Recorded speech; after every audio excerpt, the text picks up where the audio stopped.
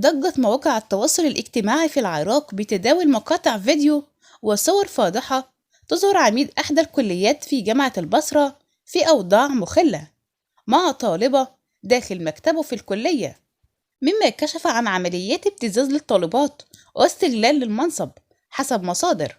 وتداول الناشطون على مواقع التواصل الاجتماعي صورا لمقاطع فاضحة للعميد، مشيرين إلى أن المتهم هو عميد كلية الحاسوب وتكنولوجيا المعلومات في جامعة البصرة عماد الشاوي.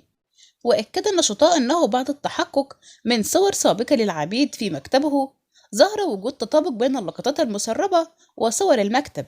وتعليقا على ذلك، أكدت وزارة التعليم العالي العراقية اتخاذ قرار بسحب يد العميد المتهم بالتحرش بالطالبات وتصويرهن في إحدى جامعات البصرة.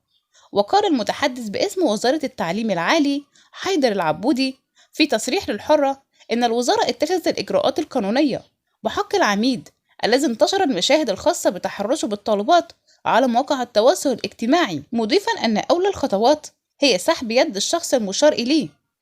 وتابع العبودي أنه بعد ذلك تم تشكل لجنة وزارة مكلفة بالتحقيق، مبينا أن هذه اللجنة لها إجراءات بالتثبت والتحقق وستعلن قرارها حال استكمال الإجراءات القانونية.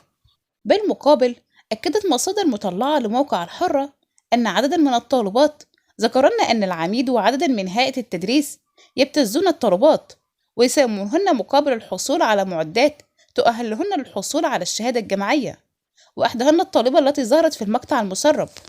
وبينت المصادر أن العميد قام بتصويرها وأرسل لها الفيديو وهددها بنشر المقطع المصور في حال رفضها الحضور لمكتب مرة أخرى، الأمر الذي اضطرت لإخفاء صورتها وإرسال المقطع لإحدى الصفحات على مواقع التواصل الاجتماعي. وتابعت المصادر أن الصفحة قامت بدورها بنشر المقطع وإرسال نسخة منه إلى موقع وزارة التعليم العالي. وهو ده يكون فيديو النهاردة، استنونا في كل جديد، مستنية تعليقاتكم واسيبكم في رعاية الله.